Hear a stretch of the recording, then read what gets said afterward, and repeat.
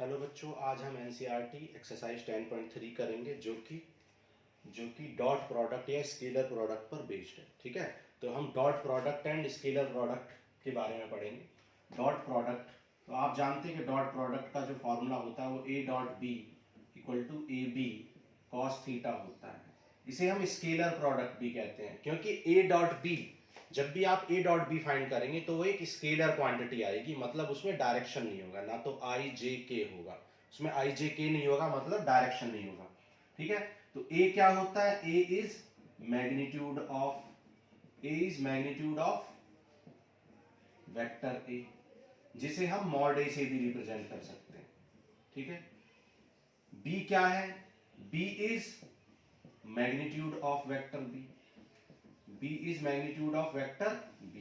इसे हम b से भी रिप्रेजेंट कर सकते हैं या मॉडुलस ऑफ b से भी रिप्रेजेंट। मैग्नीट्यूड का मतलब होता है लेंथ। ठीक है, मैग्नीट्यूड या लेंथ एक ही चीज होती है। तो a आपको क्या रिप्रेजेंट करेगा? मैग्नीट्यूड यानी लेंथ ऑफ वेक्टर a को रिप्रेजेंट करेगा। इसे हम मॉडुलस ऑफ a या a से भी रिप्रेजेंट कर सकते हैं। b किसको रिप्रेजेंट करेगा? b मैग्नीट्यूड ऑफ b को रिप्रेजेंट करेगा, वेक्टर b को। इसे हम b से या मॉडुलस ऑफ b से भी रिप्रेजेंट कर सकते हैं। और cos थीटा क्या है?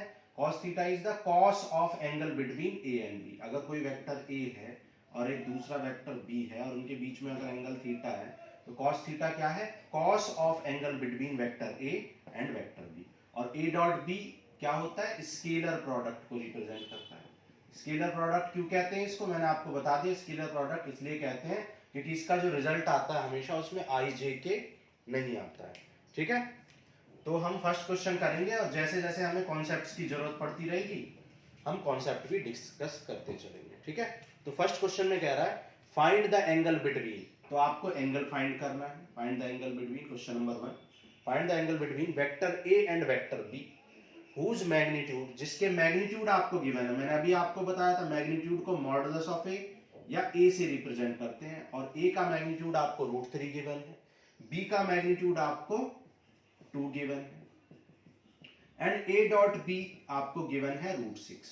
ए डॉट बी आपको √6 गिवन है। तो मैंने अभी आपको बताया कि A dot B that is scalar product का जो फॉर्मूला होता है वो होता है A B cos theta.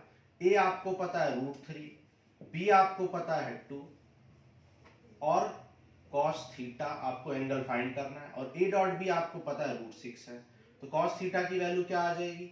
cos theta की वैल्यू आ जाए √6 अपॉन √3 इंटू 2। √3 से √3 कैंसिल हो जाए तो क्या बचेगा? √2 अपॉन 2। ठीक है, और √2 से √2 कैंसिल हो जाए तो 1 upon √2 equal to cos theta. तो आप जानते हैं कि cos थीटा में √1/√2 किसकी वैल्यू होती है? 45 डिग्री। तो यहाँ पर थीटा कितना आ जाए? 45 डिग्री या π/4 आपका एंगल आ जाएगा। ठीक है बच्चों, आपको फर्स्ट क्वेश्चन समझ में आ गया होगा। अब क्वेश्चन नंबर 2 करते हैं। ठीक है, देखो क्वेश्चन नंबर 2 करते हैं। अब क्वेश्चन नंबर 2 देखो। क्वेश्चन नंबर 2 में क्या बोला है? Find the angle between vector this and this. आपको दो वेक्टर्स आपको गिवन है। वेक्टर ए आपको गिवन है i - 2j + 3k। Vector B आपको गिवन है, वेक्टर बी आपको गिवन है 3i - 2j + k। ठीक है, आपको ए और बी का क्या निकालना है? एंगल, यानी कि यहां पर भी आपको थीटा फाइंड करना है। ठीक है, अब हम एक बात जानते हैं कि हमें ए cos थीटा का फॉर्मूला मैंने अभी आपको बताया। cos थीटा क्या हो जाए? A dot B upon A B हो जाएगा, क्योंकि ए डॉट बी क्या होता है? ए बी cos थीटा, तो अपॉन में ए बी आ जाएगा। ठीक है, ए क्या है? मॉडुलस ऑफ ए, और बी क्या है? Modulus of B. तो सबसे पहले आप क्या निकालोगे? ए का मॉडुलस निकाल लोगे, मॉड ऑफ ए निकाल लोगे। मॉड ऑफ ए कैसे निकालते हैं? आई का कंपोनेंट क्या है? 1, तो 1 स्क्वायर। जे का कंपोनेंट -2 है तो -2 स्क्वायर। के का कंपोनेंट 3 है तो 3 का स्क्वायर। तो ये क्या आ जाएगा? 1 + 4 + 9 दैट इज √14। ठीक है, सिमिलरली आप मॉडुलस ऑफ बी फाइंड कर लेंगे। ठीक है, मॉडुलस ऑफ बी, ए को आप, मैं बता रहा हूं, एक मॉडुलस ऑफ ए को आप ए भी कह सकते हैं, मॉडुलस ऑफ बी को आप बी भी कह सकते हैं। तो बी की वैल्यू क्या आ जाएगी? 3 का स्क्वायर प्लस -2 का स्क्वायर प्लस 1 का स्क्वायर। तो 3 का स्क्वायर क्या हो जाएगा? 9, 2 का स्क्वायर 4 + 1। तो ये आपका क्या आ जाए? √9 + 4 13 √14। तो आपको मॉडुलस ऑफ ए पता चल गया, मॉडुलस ऑफ बी पता चल गया, ठीक है।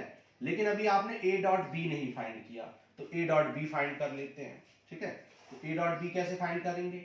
ए डॉट बी फाइंड करना आपको आना चाहिए। हम क्या करते हैं, स्केलर कंपोनेंट्स को प्रोडक्ट कर लेते हैं, क्योंकि ए डॉट बी हमेशा स्केलर प्रोडक्ट देता है, इसलिए हम स्केलर कंपोनेंट्स को मल्टीप्लाई कर लेते हैं। 3 इंटू 1 3 आ जाएगा, -2 इंटू -2 4 आ जाएगा, 3 इंटू 1 3 आ जाएगा, तो 3 + 3 6 + 4 10।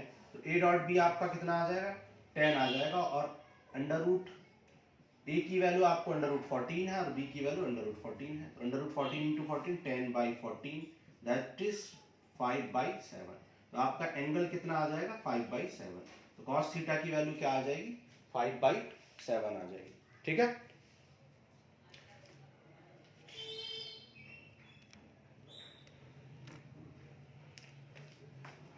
क्वेश्चन नंबर 3 करते हैं।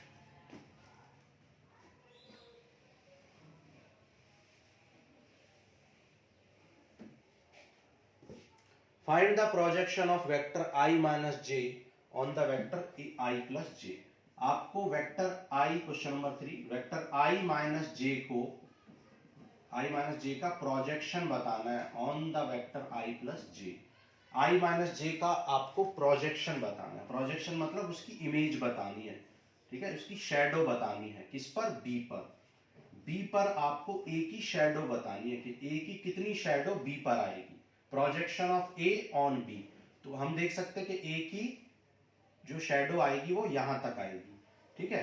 और हम जानते हैं अगर ये एंगल थीटा है, A और B के बीच में अगर एंगल थीटा है, तो ये इसकी वैल्यू क्या हो जाएगी? क्योंकि आप जानते हैं अगर कोई भी वेक्टर F है तो उसके दो कंपोनेंट होते हैं, एक होता है F cos थीटा, एक होता है F sin theta. Horizontal component को cos थीटा और वर्टिकल को sin थीटा कहते हैं। तो क्योंकि ये हॉरिजॉन्टल कंपोनेंट, तो इसकी वैल्यू क्या हो जाएगी? इसकी वैल्यू हो जाएगी A cos mod A cos theta, ठीक है। अब हमें इस प्रोजेक्शन की लेंथ निकालनी है, लेकिन किस डायरेक्शन में? बी के डायरेक्शन में, ठीक है। तो प्रोजेक्शन की जो वैल्यू होती है, आप लिख सकते हैं projection of A on B, जो निकल के आएगा वो आएगा A cos theta, modulus of A cos theta into, अब देखो क्योंकि हमें पूरा बी नहीं चाहिए, पूरा बी नहीं चाहिए, हमें सिर्फ कितना बी चाहिए? बस इतनी लेंथ चाहिए बी की। तो हम क्या करेंगे, बी को हम क्या बना लेंगे? यूनिट वेक्टर बना लेंगे। क्यों बी को यूनिट वेक्टर इसलिए बना लेंगे क्योंकि आपको पता होना चाहिए कि अगर आप बी से मल्टीप्लाई कर देंगे तो बी की लेंथ भी इंक्लूड हो जाएगी। तो बी को हम यूनिट वेक्टर बना लेंगे। यूनिट वेक्टर किसे कहते हैं? जिसका मॉड 1 होता है।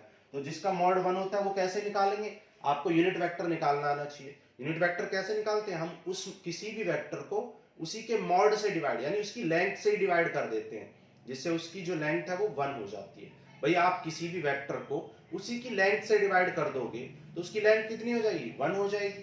तो उसी को हम यूनिट वेक्टर कहते हैं, ठीक है। तो फॉर्मूला याद रखने की जरूरत नहीं है। बच्चे फॉर्मूला याद रखते हैं कि भाई यूनिट वेक्टर का formula modulus A upon vector A upon modulus A होता है। तो फॉर्मूला आपको याद रखने की जरूरत नहीं है। यूनिट वेक्टर का मतलब होता है किसी भी वेक्टर को उसी वेक्टर के किससे डिवाइड कर दो? मॉड से डिवाइड कर दो।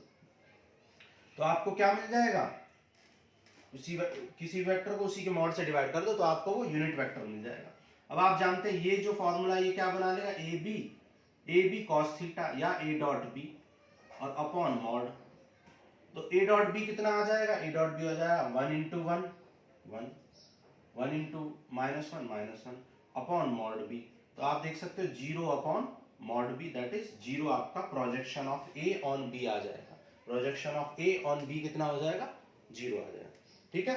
अभी क्वेश्चन नंबर 4 करेंगे तो उससे और समझ में आ जाएगा आपको प्रोजेक्शन के बारे में।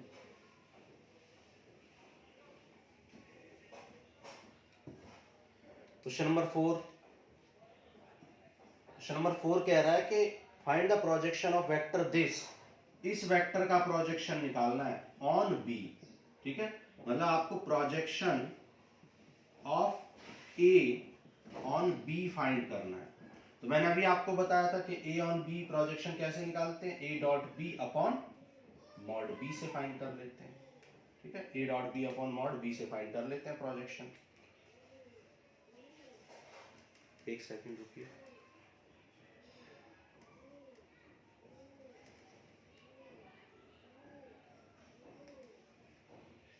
ठीक है।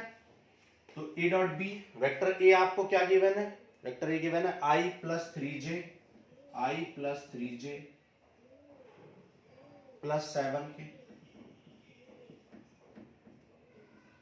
वेक्टर बी आपको क्या गिवन है 7i माइनस j प्लस 8 के। तो ए डॉट बी निकालना मैंने आपको बताया है। ए डॉट बी को हम स्केलर प्रोडक्ट भी कहते हैं, इसलिए हम स्केलर कंपोनेंट्स को मल्टीप्लाई करते हैं। तो 7 into 1 7, 3 into minus 1 minus 3, 7 into 8 56, तो ये आ जाएगा 60। ठीक है, तो ए डॉट बी आपका आ गया 60 upon mod B.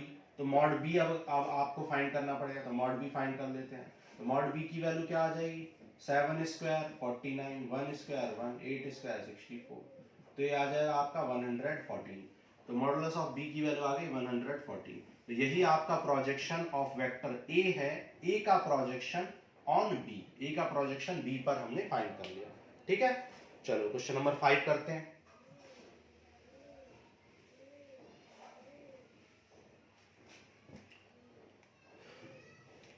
Question number 5, show that each of the given vector is a unit vector. आपको 3 वेक्टर्स गिवन है और आपको प्रूफ करना है कि यूनिट वेक्टर है। क्वेश्चन नंबर 5 में आपको 3 वेक्टर दे रखे हैं और आपको प्रूफ करना है कि ये वेक्टर्स क्या हैं, यूनिट वेक्टर है। 2i plus 3j plus 6k। तो सबसे पहले आप क्या करेंगे, इसका मॉड निकाल लेंगे, क्योंकि यूनिट वेक्टर का मतलब क्या होता है, यूनिट वेक्टर मतलब ऐसा वेक्टर जिसकी लेंथ 1 हो, मतलब यूनिट हो। तो आप इसका मॉडुलस निकाल के शो कर सकते हैं कि इसका मैग्नीट्यूड या लेंथ कितनी है। तो आप देख सकते हैं 2/7i हो जाएगा, तो 2/7 का स्क्वायर प्लस 3/7 हो जाएगा मल्टीप्लाई करने से, प्लस 6/7 स्क्वायर हो जाएगा। ठीक है, अब 2/7 का स्क्वायर कितना हो जाएगा, 2/7 का स्क्वायर हो जाएगा 4/49 प्लस 9/49 प्लस 36/49। अब इनको आप ऐड कर दोगे तो 49/49 which is 1। hence vector A is unit vector. Vector A एक यूनिट वेक्टर है क्योंकि उसकी लेंथ कितनी निकल के आई है 1। आप मैग्नीट्यूड को A से भी रिप्रेजेंट कर सकते हैं, लेंथ को आप A से भी रिप्रेजेंट कर सकते हैं मॉडुलस ऑफ A से। तो हमने देखा कि वेक्टर A का मॉडुलस आपका कितना आ गया, 1 आ गया है। hence vector A is unit vector. Similarly आपको 2 वेक्टर और भी दे रखे हैं, तो उनका भी आप मॉड निकाल लेंगे और उनका मॉड निकल बना जाएगा, तो हम कहेंगे कि हाँ ये भी क्या है, एक यूनिट वेक्टर है। ठीक है, तो इस तरीके से आपको 3 वेक्टर दे रखे हैं। बी वेक्टर क्या गिवन है आपको 1/7 into 3i minus 6j plus 2k। C vector क्या गिवन है 1/7 6i plus 2j minus 3k। ठीक है, अब आपको इसी क्वेश्चन में आपको और क्या बोला, show that these vectors are mutually perpendicular. Mutually perpendicular का मतलब क्या है, आपको प्रूफ करना है कि ए और बी भी परपेंडिकुलर है, बी और सी भी परपेंडिकुलर है और ए और सी भी परपेंडिकुलर है। तो आपको पता होना चाहिए कि ए डॉट बी का फॉर्मूला क्या होता है। ए डॉट बी का फॉर्मूला था ए बी कॉस थीटा, लेकिन वो कह रहा है परपेंडिकुलर प्रूफ करना है। तो हम जानते हैं कि परपेंडिकुलर मतलब 90 डिग्री, तो हम जानते हैं cos 90 की वैल्यू तो 0 होती है। इसका मतलब अगर हम a डॉट बी को 0 प्रूफ कर दें, अगर हम a डॉट बी को 0 प्रूफ कर दें, तो हम कह सकते हैं कि a एंड b क्या हो जाएंगे, म्यूचुअली परपेंडिकुलर हो जाएंगे। तो हम क्या करेंगे, अब a डॉट बी फाइंड कर लेंगे। ठीक है, तो a डॉट बी फाइंड करते हैं। तो a की वैल्यू क्या है 1, मल्टीप्लाई कर लेते हैं। चलो a की वैल्यू क्या है, या ऐसे ही लिख लेते हैं 1/7 into 2i plus 3j plus 6k। और b की वैल्यू क्या है, b की वैल्यू है 1/7 6i plus 2j minus 3k। ठीक है, 1/7 इंटू 1/7 1/49 आ जाएगा। ठीक है, i कंपोनेंट को i में करते हैं, तो 2 इंटू 6 12, 3 इंटू 2 6, 6 इंटू 3 18, तो 12 प्लस 6 18, 18 से 18 कैंसिल हो जाएगा। इसका मतलब a डॉट बी क्या आ गया 0।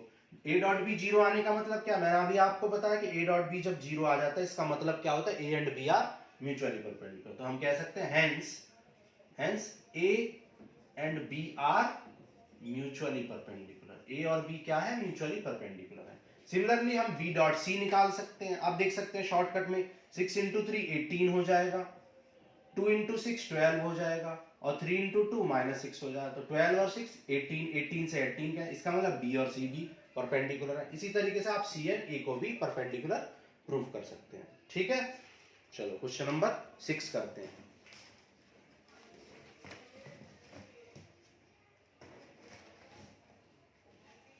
क्वेश्चन नंबर 6 करते हैं।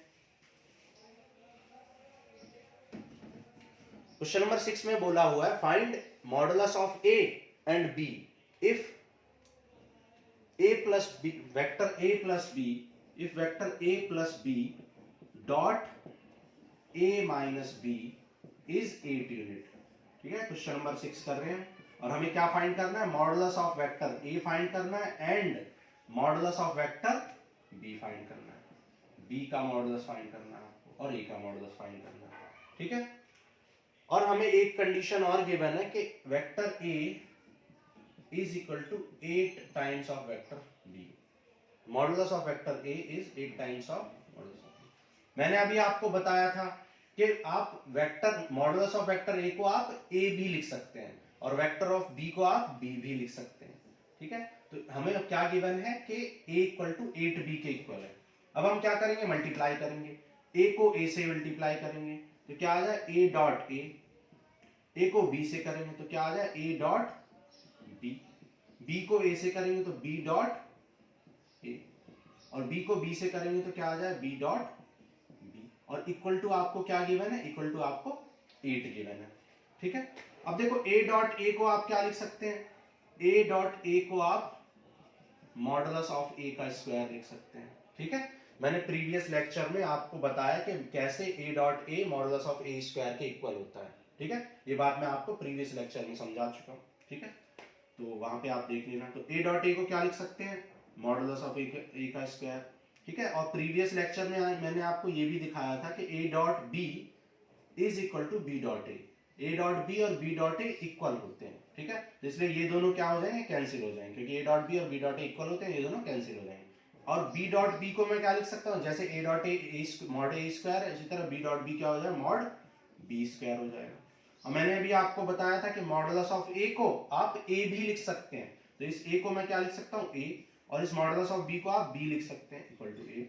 और आपको a की वैल्यू 8b पता है, तो आप इस a के जगह पे क्या लिख सकते हैं, 8b लिख सकते हैं। तो 8 जा 64 b square minus b square equal to 8, तो 63 b स्क्वायर इक्वल टू 8 आ जाएगा। तो b स्क्वायर की वैल्यू क्या आ जाएगी, 8 अपॉन 63। तो यहां से आप रूट निकाल लेंगे तो b की वैल्यू क्या आ जाएगी, b की वैल्यू क्या निकल के आ जाएगी, b इक्वल टू आ जाएगा 2 रूट 2 और 9 7 जा 63 होता है, तो 3 रूट 7। ये आपका आंसर हो जाए। आप चाहें तो इसको कट भी कर सकते हैं, तो ये आ जाए 2 बाई अंडर रूट 21। ठीक है, तो 2 बाई अंडर रूट 21 आंसर आ जाए। ठीक है, तो ये क्वेश्चन नंबर 6 था। अब हम करते हैं क्वेश्चन नंबर 7।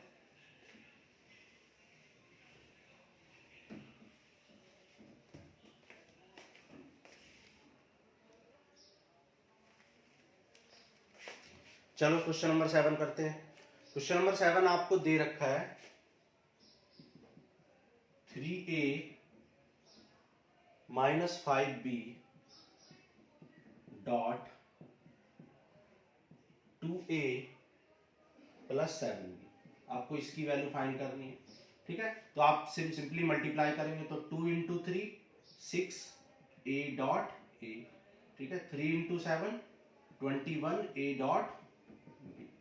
ठीक है, फिर 5 into 2 10 b dot a, 5 into 7 35 b dot b। ठीक है, लास्ट लेक्चर में आपको बता चुका हूं मैं कि a डॉट a क्या होता है, मॉडुलस ऑफ a का स्क्वायर होता है। सिमिलरली b डॉट b किसके इक्वल होता है, मॉडुलस ऑफ b के स्क्वायर के इक्वल होता है।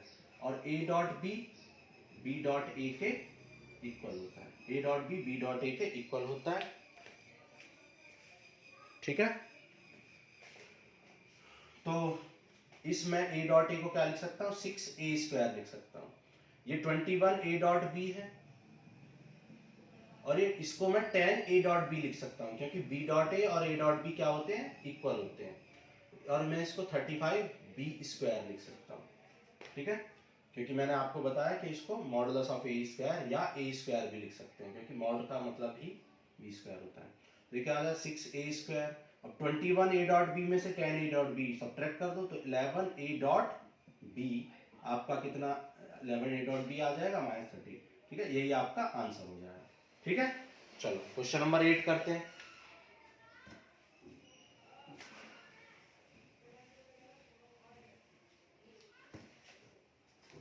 क्वेश्चन नंबर 8 में आपसे बोला हुआ है find the magnitude of two vector, मतलब आपको वेक्टर ए और बी का मैग्नीट्यूड निकालना है। मैंने आपको बताया था वेक्टर ए के मैग्नीट्यूड का मतलब क्या है, मॉडुलस ऑफ ए या ए, दोनों एक ही चीज है। आपको ये फाइंड करना है और बी का भी मैग्नीट्यूड फाइंड करना है।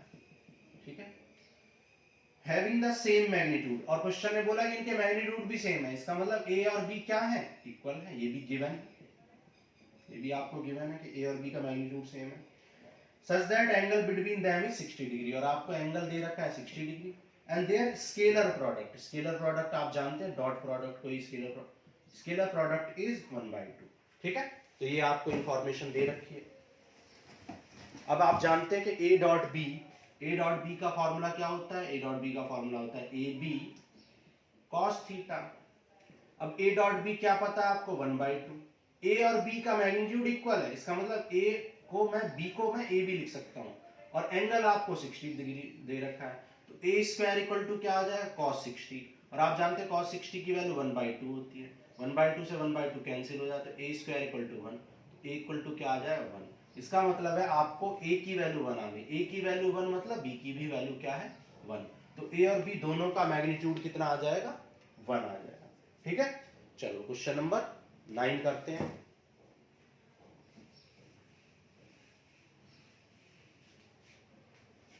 क्वेश्चन नंबर 9 कह रहा है find modulus of vector x, x vector का आपको मॉडुलस फाइंड करना है for a unit vector A, और बोला है कि ए इज द यूनिट वेक्टर। देखो मैं आपने देखा होगा कि मैं पूरा क्वेश्चन रीड नहीं करता हूं, मैं थोड़ा सा क्वेश्चन रीड करता हूं, जितनी इंफॉर्मेशन होती है उसको नोट डाउन कर लेता हूं, फिर आगे पढ़ता हूं, फिर नोट डाउन कर लेता हूं। इस तरीके से मैं पूरे क्वेश्चन को पार्शियली करके पढ़ता हूं, पार्ट पार्ट करके। ठीक है, और आपसे बोला है find the magnitude of vector x if A is the unit vector. ठीक है, आपको फाइंड करना है, आपको गिवन है x minus A, vector x minus A dot vector x plus vector a is equal to 12 आपको गिवन है। ठीक है, तो आप मल्टीप्लाई कर लेंगे x dot x dot a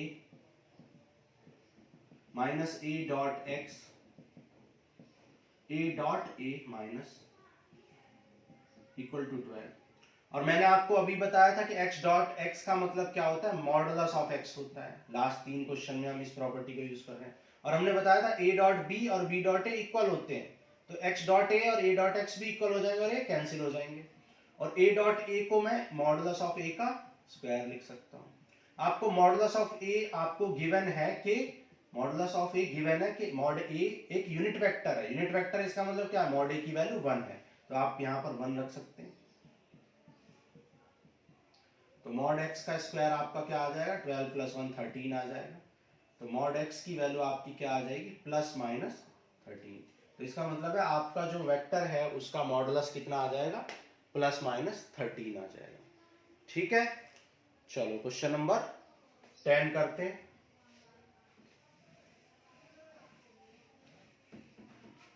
question number 10 करते हैं। क्वेश्चन नंबर 10 में बोला हुआ है कुछ आपको वेक्टर दे रखे हैं, वेक्टर ए, वेक्टर बी और वेक्टर सी दे रखे हैं, और कह रहा है a plus lambda B is perpendicular to C, a plus lambda B is perpendicular to C. मैंने अभी आपको बताया था कि जब भी कोई दो वेक्टर परपेंडिकुलर होते हैं तो उनका डॉट प्रोडक्ट 0 होता है। क्यों? क्योंकि cos 90 की वैल्यू 0 हो जाती है, तो उनका डॉट प्रोडक्ट 0 आ जाता है। तो मैं कह सकता हूं a प्लस लैम्डा बी का डॉट प्रोडक्ट सी के साथ क्या आएगा 0 आएगा, क्योंकि वो परपेंडिकुलर है।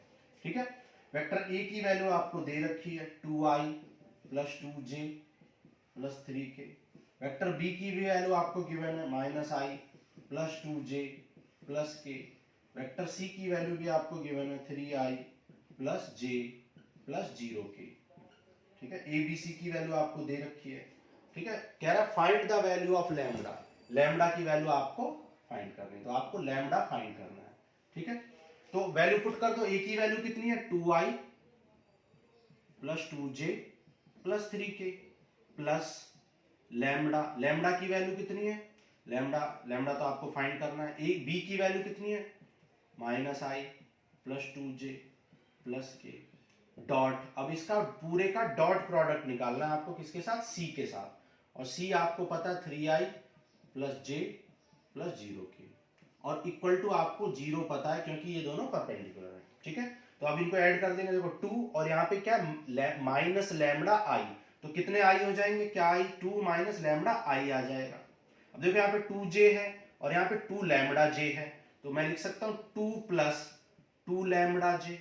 अब देखो यहाँ पे 3k है और यहाँ पे लैम्डा k है, तो मैं लिख सकता हूँ 3 प्लस लैम्डा k,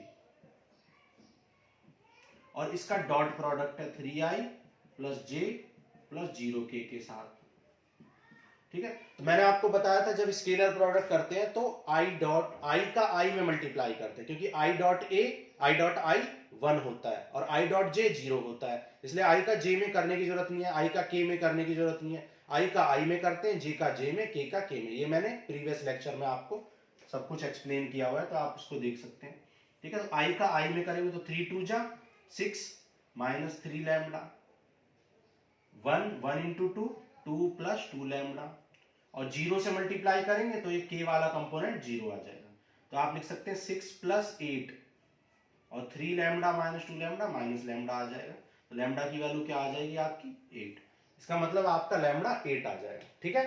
समझ आ गया होगा आपको क्वेश्चन नंबर 10। चलो क्वेश्चन नंबर अब 11 करते हैं।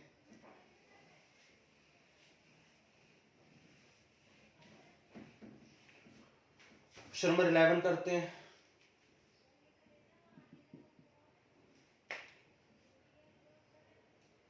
कह रहा show that this and this are perpendicular for any two vectors, non zero vectors A and B. कह रहा है आपको प्रूफ करना है vector A mod B plus vector B mod A is perpendicular to modulus of A B minus modulus of B A. आपको proof करना है कि ये दोनों वेक्टर क्या है, परपेंडिकुलर है। हम जानते हैं कि कंडीशन ऑफ परपेंडिकुलर क्या होती है, कंडीशन ऑफ परपेंडिकुलर होती है अगर कोई भी दो वेक्टर हैं तो उनकी कंडीशन ऑफ परपेंडिकुलर होती है कि उन वेक्टर का डॉट प्रोडक्ट 0 आ जाता है। तो अगर हम इन दोनों के डॉट प्रोडक्ट को 0 प्रूफ कर दें तो हम कह पाएंगे ये दोनों वेक्टर क्या है, परपेंडिकुलर है, ठीक है। तो डॉट प्रोडक्ट 0 कर देंगे इनका, तो इनका डॉट प्रोडक्ट निकालते हैं, तो वेक्टर दिस डॉट दिस,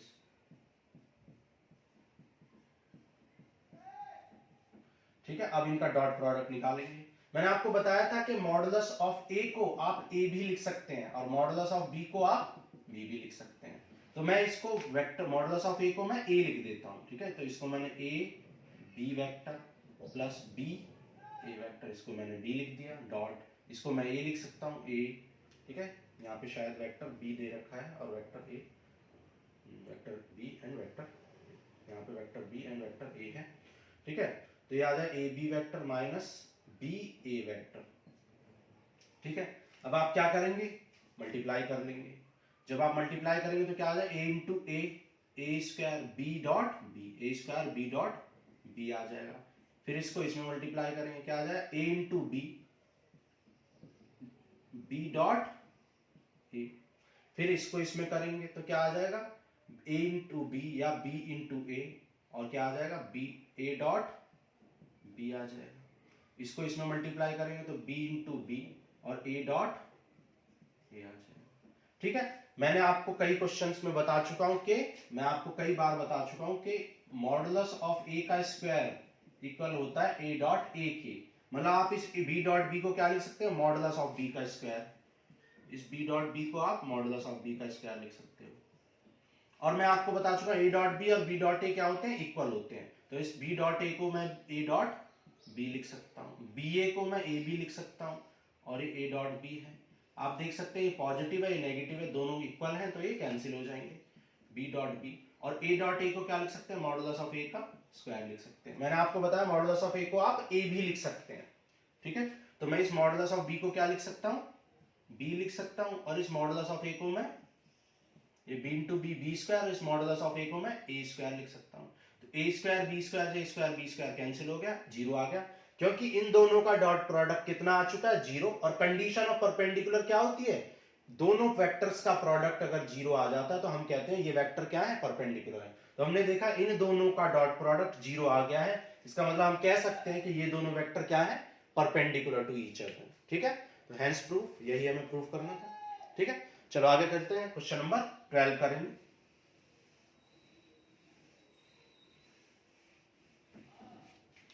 ठीक है, क्वेश्चन नंबर 12 करते हैं। क्वेश्चन नंबर 12 में आपको दे रखा है if A dot B,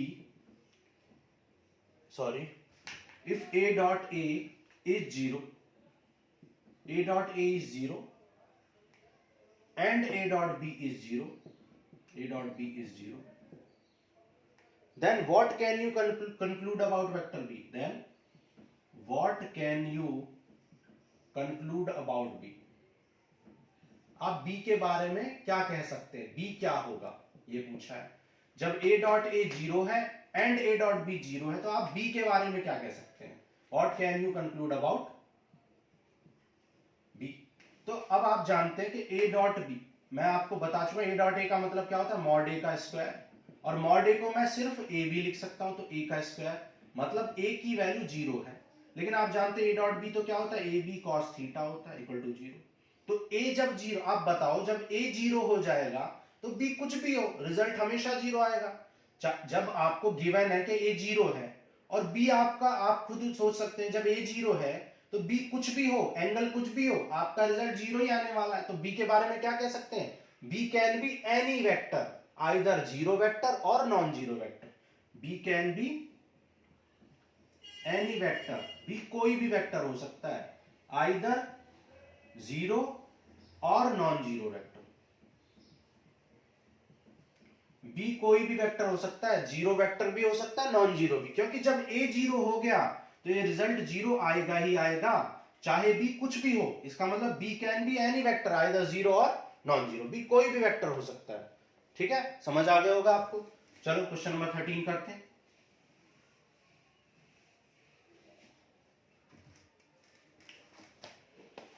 question number 13 में कह रहा है A, B and C are unit vector. देखो A B C unit vector है, मैं पूरा क्वेश्चन कभी रीड नहीं करता हूं, जितना थोड़ा सा रीड करता हूं उसकी इंफॉर्मेशन को नोट डाउन कर लेता हूं। क्वेश्चन कह रहा है A B C unit vector है, इसका मतलब क्या है कि ए की लेंथ, बी की लेंथ, सी की लेंथ, यानी उनके मॉडुलस क्या है, 1 है, तो एक यूनिट वेक्टर है।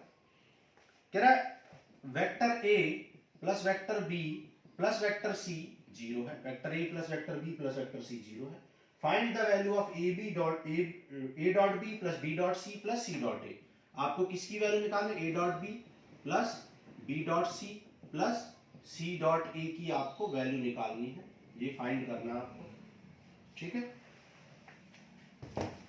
अब हम क्या करेंगे, ये इंफॉर्मेशन हमें गिवन है, हम क्या करेंगे, इस इंफॉर्मेशन का डॉट प्रोडक्ट निकाल लेंगे, ठीक है, या स्क्वायरिंग बोथ साइड कर देंगे। इसको हमने क्या किया, स्क्वायरिंग बोथ साइड कर दिया। जब स्क्वायर करेंगे तो 0 का स्क्वायर 0 हो जाएगा। अब हम जानते हैं कि स्क्वायर को तो हम, क्योंकि हम बार बार आपको पढ़ा चुके हैं कि ए डॉट ए को हम ए का स्क्वायर भी लिख सकते हैं, तो हम इसके स्क्वायर को क्या लिख सकते हैं, दिस डॉट दिस।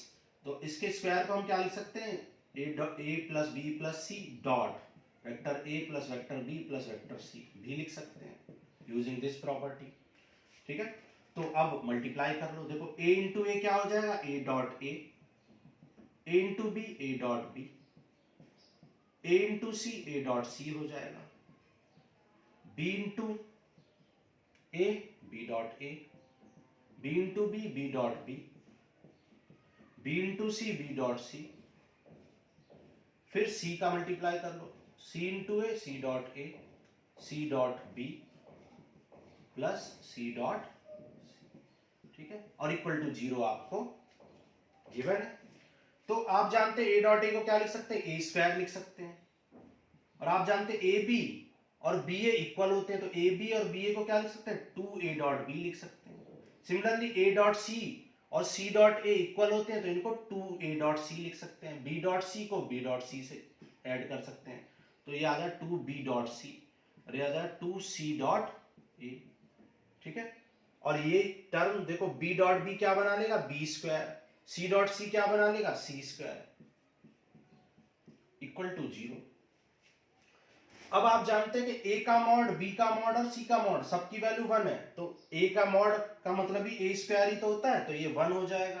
अब देखो यहाँ पे 2 कॉमन है, तो यहाँ 2 कॉमन ले लो, तो 2a dot B plus b dot C plus c dot A plus, और b स्क्वायर की वैल्यू 1 है इक्वल टू 0, तो 2 into a dot B plus b dot C plus c dot A,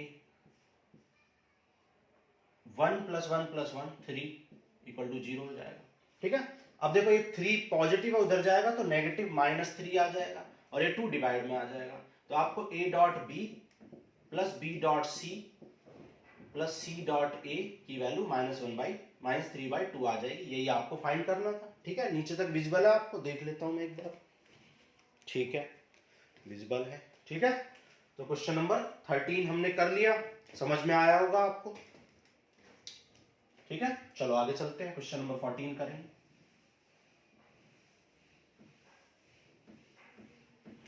question number 14 करते हैं।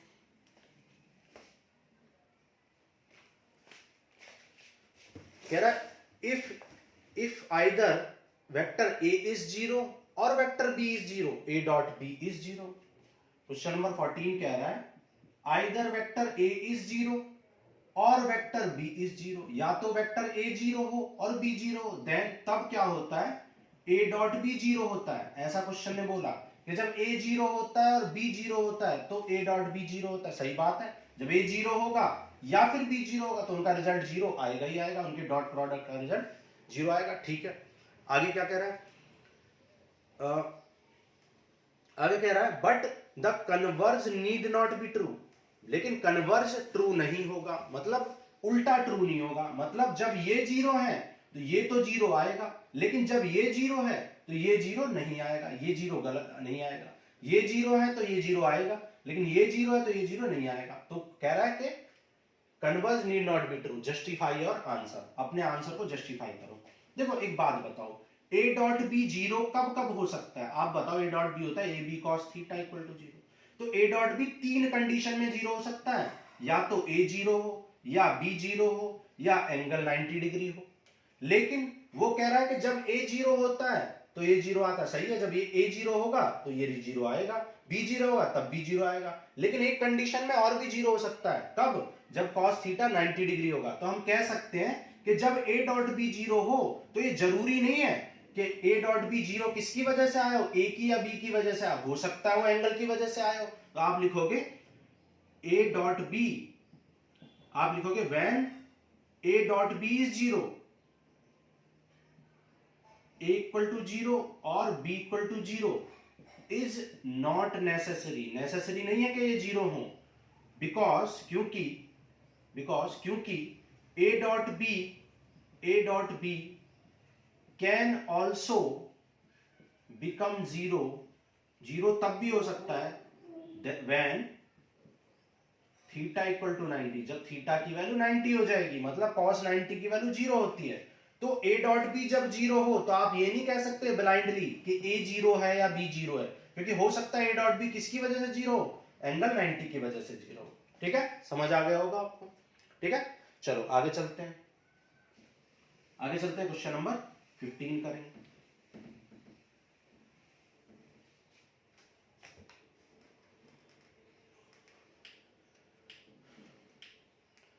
Question number 15 कह रहा है if the vector A B C of triangle vertices, if A B C क्या है, vertices of triangle है। कह रहा है A B C vertices of triangle है, तो ए बी और सी वर्टिसेस ऑफ ट्रायंगल है। क्या दे रखे हैं वर्टिसेस,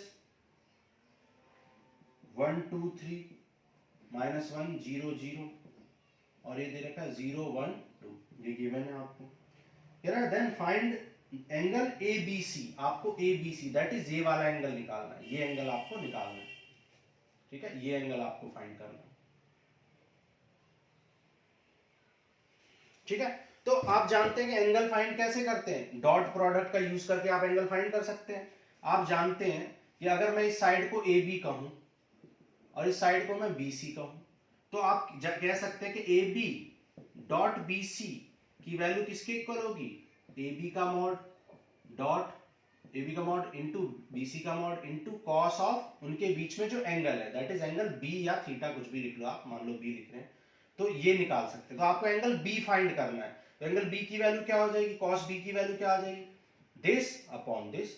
तो आप लिख सकते हैं AB dot BC upon modulus of AB modulus of BC। तो अगर आपको एंगल B फाइंड करना है तो आपको AB डॉट BC निकालना पड़ेगा और AB का मॉड और BC का मॉड निकालना पड़ेगा। क्या आपको AB पता है, नहीं, आपको AB नहीं पता, तो सबसे पहले आप AB फाइंड करेंगे। AB कैसे फाइंड करते हैं, फाइनल माइनस इनिशियल वेक्टर। तो फाइनल वेक्टर कौन सा है, OB दैट इज B, तो B में से A को माइनस कर देंगे तो आपको AB निकल जाएगा। B क्या है, देखो B को वेक्टर फॉर्म में लिख लो, क्या है, minus I plus 0J plus 0K, ये वेक्टर B है, और माइनस वेक्टर A कितना, I plus 2J plus 3K, ये वेक्टर A दे रखा है आपको। सब्ट्रैक्ट कर दो तो आपको वेक्टर AB निकल जाएगा, माइनस I माइनस 2I हो जाएगा, 0 माइनस 2J, ये माइनस 2J हो जाएगा, और 0 माइनस 3K, तो ये माइनस 3K हो जाएगा। ये वेक्टर AB निकल गया, ठीक है। जब वेक्टर AB निकल गया तो हम इसका मॉड भी निकाल सकते हैं। मॉड कैसे निकालेंगे, माइनस 2 का स्क्वायर 4, माइनस 2 का स्क्वायर 4 और 3 का स्क्वायर 9, तो ये क्या आ जाएगा √25, तो ये आ जाएगा 5, ठीक है। तो मॉडुलस ऑफ AB आपने निकाल लिया, क्या आ चुका है, 5 आ चुका है, ठीक है। उसी तरह मॉडुलस ऑफ BC निकालेंगे तो पहले BC निकालना पड़ेगा, तो BC कैसे निकलेगा, OC माइनस OB करके, तो मैं शॉर्टकट में निकाल रहा हूँ। 0 माइनस 1 तो प्लस 1 हो जाएगा, तो I, 1 माइनस 0 तो J, और 2 माइनस 0 करेंगे तो 2K, ठीक है। इसका मॉड निकाल लेंगे, तो इसका मॉड भी मैं निकाल लेता हूँ शॉर्टकट में, तो 1 प्लस 1 प्लस 4, तो ये आ जाए √6, √6 आपका BC का मॉड आ जाएगा, √6 आ गया, ठीक है। अब इनका डॉट प्रोडक्ट निकालना है। डॉट प्रोडक्ट में आपको सिखा चुका हूं कि I का I में, J का J में, K का K में मल्टीप्लाई कर लेते हैं। तो -2 का 1 में करेंगे तो क्या आ जाएगा, -2, -2 का 1 में करेंगे तो -2, -3 का 2 में करेंगे तो -6, ठीक है। तो यह आ जाएगा -4 plus 6 that is -10 upon 5 into 6, 5 2 जा 10 और 2 3 जा 6, तो कॉस एंगल B की वैल्यू क्या आ जाएगी, -1/3, ठीक है। तो हो सकता है थोड़ी, मुझे लगता है कि सही है, एक बार आंसर चेक कर लेते हैं।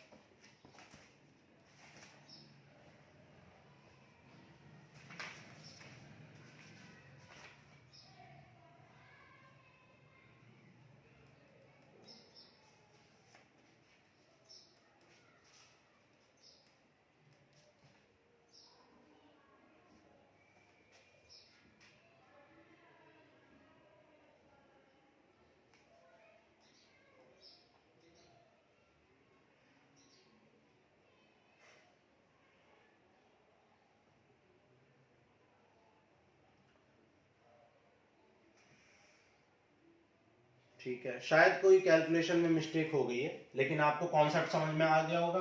AB कैसे निकालते हैं, OB माइनस OA करके, BC कैसे निकालते हैं, OC माइनस OB करके, फिर उनकी वैल्यू पुट कर देते हैं, ठीक है। क्योंकि हमने थोड़ा शॉर्टकट में किया है तो हो सकता है कोई कैलकुलेशन मिस्टेक हो गया, लेकिन आपको कॉन्सेप्ट समझ में आ गया होगा, ठीक है। चलो आगे चलते हैं, क्वेश्चन नंबर 16 करेंगे।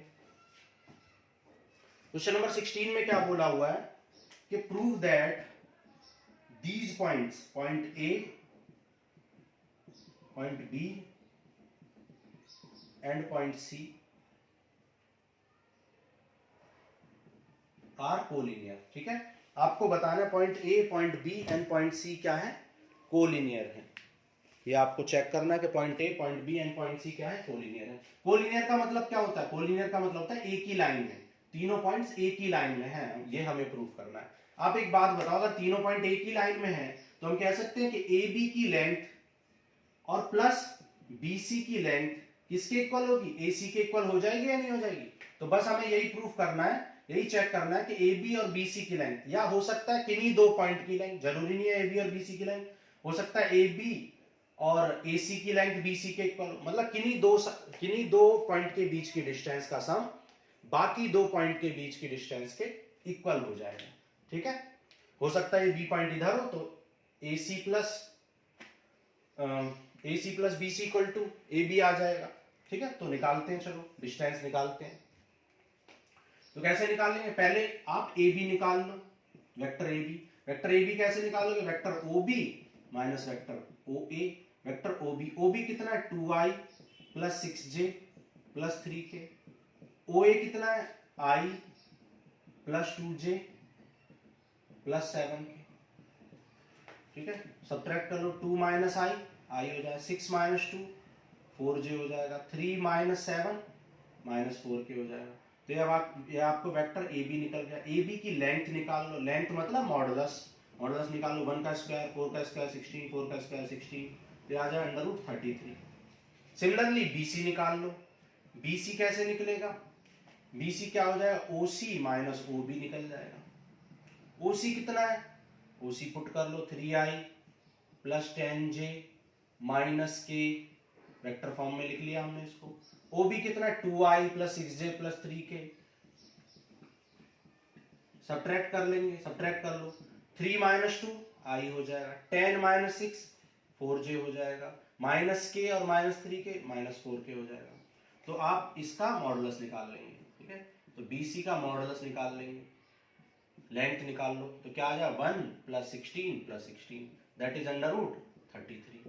ठीक है, तो आपने BC निकाल लिया। सिमिलरली आप AC निकाल लेंगे, सिमिलरली AC निकाल लो, तो AC की वैल्यू क्या आ जाए,